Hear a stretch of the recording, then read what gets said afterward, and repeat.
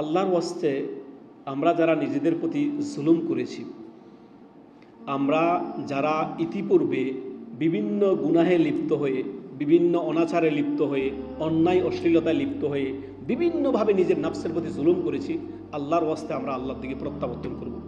আল্লাহর ওয়াস্তে আমরা আল্লাহর দিকে ফিরে আসব। অতীতে যা হয়েছে সে নিয়ে অনুতপ্ত ছাড়া আর কোনো কিছু করার নাই, তওবা ছাড়া কোনো কিছু করার নাই। হতাশ হবেন না, কখনোই হতাশ হবেন না, হতাশ হওয়া যাবে না।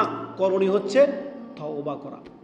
আল্লাহ রাব্বুল আলামিন এই মর্মে সূরা হুজুরাতের আয়াত নম্বর 11তে আল্লাহ তাআলা বলেন, ওমান লাম ইয়াতুবু ফাউলাইকা হুমুয যালিমুন। যারা তওবা করে না তারা নিজের প্রতি নিজে জুলুম করে। কি করে? যারা তওবা করে না তারা নিজের প্রতি জালেম, তারা নিজের নফসের প্রতি নিজের জুলুম করে। অতএব অতীতের কৃতকর্মের জন্য তওবা ইস্তেগফার করুন। অতীতের কৃতকর্মের জন্য, গুনাহের জন্য অনুতপ্ত হন, লজ্জিত হন, গুনাহকে বন্ধ করুন, লজ্জিত অনুতপ্ত হন, দৃঢ় সংকল্প করেন ভবিষ্যতে আর আপনার দ্বারা অন্যায় কাজ, গুনাহের কাজ সংগঠিত হবে না। তবে আল্লাহ অবশ্যই ক্ষমাশীল, তিনি ক্ষমা করবেন।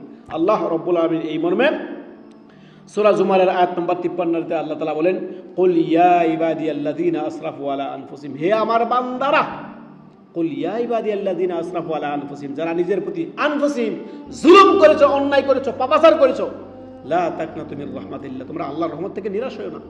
ইন্নাল্লাহা ইয়াগফিরুয যুনুবা জামিআ ইন্নাহু হুয়াল গফুরুর রহিম। নিশ্চয়ই তোমার রব ক্ষমাশীল, অতি দয়ালু, ক্ষমাশীল।